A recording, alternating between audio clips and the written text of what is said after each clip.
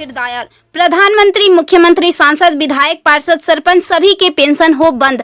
अब विधायकों, सांसदों की खैर नहीं। सुप्रीम कोर्ट में एक जनहित याचिका दायर हुई है। इसे आपके आकलन के लिए भेज रहे हैं। प्रिय सम्मानित भारत के नागरिकों, आपसे इस संदेश को सुनने का अनुरोध किया जाता है और अगर सहमत है तो कृपया अपने संपर्क के सभी लोगों को भेजें और बदले में उनमें से प्रत्येक को भी आगे भेजने के लिए कहे।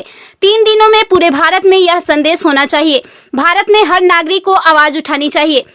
2018 का सुधार अधिनियम। सांसदों को पेंशन नहीं मिलनी चाहिए क्योंकि राजनीति कोई नौकरी या रोजगार नहीं बल्कि एक निःशुल्क सेवा है।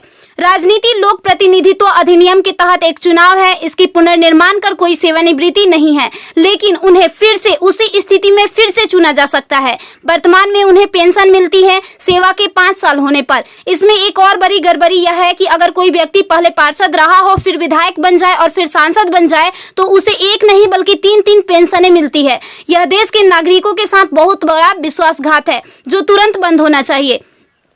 केंद्रीय वेतन आयोग के साथ संसद सदस्यों, सांसदों का वेतन भत्ता संशोधित किया जाना चाहिए और इनको इनकम टैक्स के दायरे में लाया जाए। वर्तमान में वे स्वयं के लिए मतदान करके मनमाने ढंग से अपने वेतन व भत्ते बढ़ा देते हैं और फिर उस समय सभी दलों के सुर एक हो जाते हैं। इसके उल्टा जो व्यक्ति अपने जीवन काल में 30 या 40 वर्षों तक शासकीय सेवा कर सेवानिवृत्त होता है, उसकी पेंशन बंद कर दिया जाता है। सांसदों को अपनी वर्तमान स्वास्थ्य देखभाल प्रणाली त्यागनी चाहिए और भारतीय जन स्वास्थ्य के समान स्वास्थ्य देखभाल प्रणाली में भाग लेना चाहिए। इलाज विदेश में नहीं, भारत में होना चाहिए। इनका अगर विदेश में करवाना है तो अपने खर्च से करवाए, अन्यथा मर जाए।